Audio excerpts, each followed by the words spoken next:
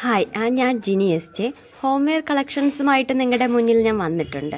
ഇന്നൊരു കന്യാകുമാരി യാത്രയാണ് നിങ്ങളുടെ മുന്നിൽ പങ്കുവയ്ക്കുന്നത്. എഡിറ്റിംഗ് ഒന്നും ശരിക്കും അറിയാത്തത് കൊണ്ട് വീഡിയോസിൽ ചെറിയ തെറ്റുകുറ്റങ്ങൾ വരും, ക്ഷമിക്കുക. ഇങ്ങനൊരു വീഡിയോ ചെയ്യുന്നത് എന്നെപ്പോലെയുള്ള വീട്ടമ്മമാർക്ക് വേണ്ടിയിട്ടാണ്. ഒരു വൺ ഡേ റിലാക്സേഷൻ ഫാമിലിയോടൊപ്പം ആഗ്രഹിക്കുന്നുവെങ്കിൽ ചിലവ് കുറഞ്ഞ രീതിയിൽ കന്യാകുമാരിക്ക് വന്നിട്ട് പോയിട്ട് വരാം.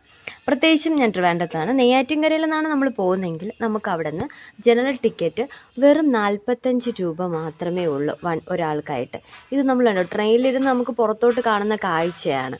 നമുക്ക് ബസ്സിലാണെങ്കിൽ പോലും നമുക്ക് ഭയങ്കര ബുദ്ധിമുട്ടായിരിക്കും. പക്ഷേ ട്രെയിനിൽ നമുക്ക് കുറച്ച് റിലാക്സേഷനാണ്. നമുക്ക് കുട്ടികളൊക്കെ കൊണ്ടുപോകുമ്പോൾ നമുക്ക് വളരെ കംഫർട്ടബിളായിട്ട് പോകാം. പുറത്തുള്ള കാഴ്ചയാണ് കേട്ടോ. നമുക്കിവിടെ നെയ്യാറ്റിൻകരയിൽ നിന്ന് രാവിലെ 10 മണിക്കൊരു ട്രെയിനുണ്ട്. ആ ട്രെയിനിലേക്ക് പുറപ്പെട്ടാൽ അവിടെ ഒരു 11:30 കന്യാകുമാരിയിലെത്തും. വെറും 45 രൂപ ടിക്കറ്റാണ് കേട്ടോ. അവിടെ നിന്ന് ജസ്റ്റ് 1 കിലോമീറ്ററേ ഉള്ളൂ കന്യാകുമാരി ബീച്ചിലേക്ക് നമുക്ക് നടന്നു പോകാനായിട്ട്. തിരിച്ച് അവിടെ നിന്ന് ഒരു 5:55 ട്രെയിനുണ്ട്. അതിലേക്ക് നമ്മൾ കയറി കഴിഞ്ഞാൽ നമ്മളിവിടെ നൈറ്റ് ആകുമ്പോഴേക്കും നമ്മൾ നെയ്യാറ്റിൻകര എത്തും. നമ്മൾ കന്യാകുമാരിയിൽ പോയപ്പോൾ തന്നെ അവിടെ ഒരു ചർച്ചിൽ ഫംഗ്ഷൻ നടക്കുമായിരുന്നു, ഒരു ഫെസ്റ്റിവൽ നടക്കുകയായിരുന്നു. അതൊക്കെ പോയി കണ്ടു. പിന്നെ നമ്മളിതാ ബോട്ടിലേക്ക് പോവുകയാണ്. ബോട്ടിലേക്ക് പോകാൻ വേണ്ടിയിട്ട് അങ്ങോട്ട് പോവുകയാണ് കേട്ടോ. നടന്നു പോയിക്കൊണ്ടിരിക്കുകയാണ്. വിവേകാനന്ദ പാറ കാണാനായിട്ടാണ് പോകുന്നത് കേട്ടോ. ഇത് നമ്മൾ ബോട്ടിൽ കയറിയ ശേഷമുള്ള ഇതാണ് കേട്ടോ.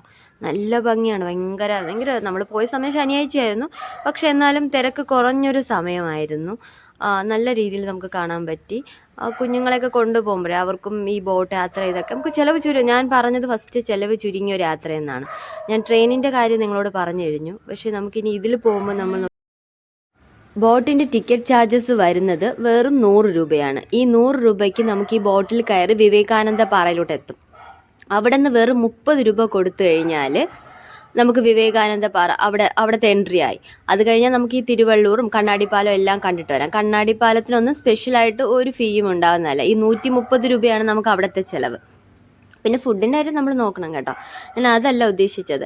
ടിക്കറ്റ് ഫീ ഒരുപാടാവുമെന്ന് വിചാരിച്ചായിരിക്കും മാക്സിമം ഞാനിത് ഷെയർ ചെയ്യുമ്പോൾ നിങ്ങൾ തോന്നുന്നുണ്ട് നിങ്ങൾക്ക് എല്ലാവർക്കും ചിലപ്പോൾ അറിയുന്ന ഒരു ഇൻഫോർമേഷൻ ആയിരിക്കും ഇത്. പക്ഷേ എനിക്കിത് അറിയത്തില്ലായിരുന്നു. തൊട്ടടുത്താണ് കന്യാകുമാരി. പക്ഷേ ബസ്സിൽ പോകുന്നത് കുറച്ച് ബുദ്ധിമുട്ടാണ്. കുഞ്ഞിനെയും കൊണ്ട് പോകുന്നത് കുറച്ച് ബുദ്ധിമുട്ടാണ്. ട്രെയിൻ കംഫർട്ടാണ്. പക്ഷേ എത്രയാണ് അവിടെ പോയിട്ടുള്ള ചാർജസ് ഒന്നും അറിയാതെ മടിച്ച് നിന്നിട്ടുണ്ടായിരുന്നതാണ് കേട്ടോ. ഇത് കണ്ണാടിപ്പാലമാണ്. കുട്ടികൾക്കൊക്കെ ഒരു എക്സൈറ്റ്മെൻ്റ് ആയിട്ടുള്ള കാര്യമായിരിക്കും കേട്ടോ ഇതൊക്കെ കാണുമ്പോൾ.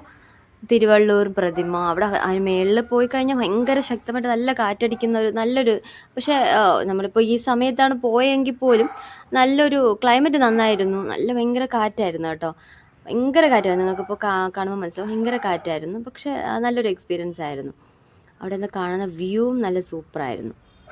ഞങ്ങൾ വൈകുന്നേരത്തെ ട്രെയിനിൽ വന്നിട്ടില്ല, ബസ്സിലാണ് തിരിച്ചു വന്നത്. കാരണം അവിടുത്തെ ബീച്ചിൽ കളിച്ചിട്ടൊക്കെ കുഞ്ഞ് നിന്നതുകൊണ്ട് കുറച്ച് ലേറ്റായി വരാനായിട്ട്.